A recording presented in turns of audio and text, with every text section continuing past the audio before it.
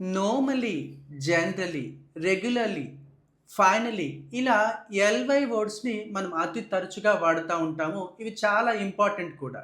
ఇవాళ కొన్ని చూద్దాం ఇందులో.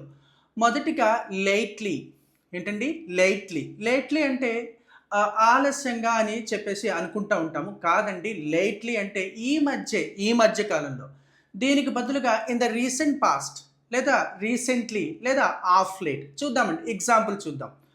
I have not watched any movies lightly. నేను ఈ మధ్య ఏం సినిమాలేమి చూడలేదు. I haven't watched any movies of light. I haven't watched any movies in the recent past. ఇలా చెప్పుకోవచ్చండి. నెక్స్ట్ అండి. థ్యాంక్ఫుల్లీ. థ్యాంక్ఫుల్లీ అంటే అదృష్టవశాత్తు లేదా దేవుడు దయ వల్ల ఇలా చెప్తా ఉంటాంగా. థ్యాంక్ఫుల్లీ అంటే అదృష్టవశాత్తు.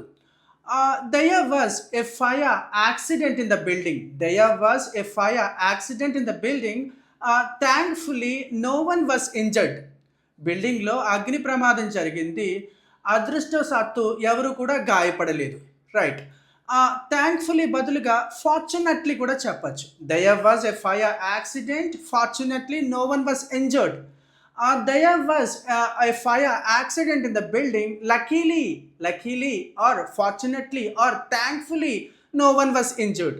ఇలా ఈ మూడింటిలో ఏదైనా వాడుకోవచ్చండి. లిటరలీ అంటే నిజానికి, వాస్తవానికి, యథార్థంగా. Right. I forgot your name literally. వాస్తవానికి, నిజానికి, అక్షరాల నేను మీ పేరు మర్చిపోయాను. Right. He ran 5 kilometers literally. He ran 5 kilometers literally.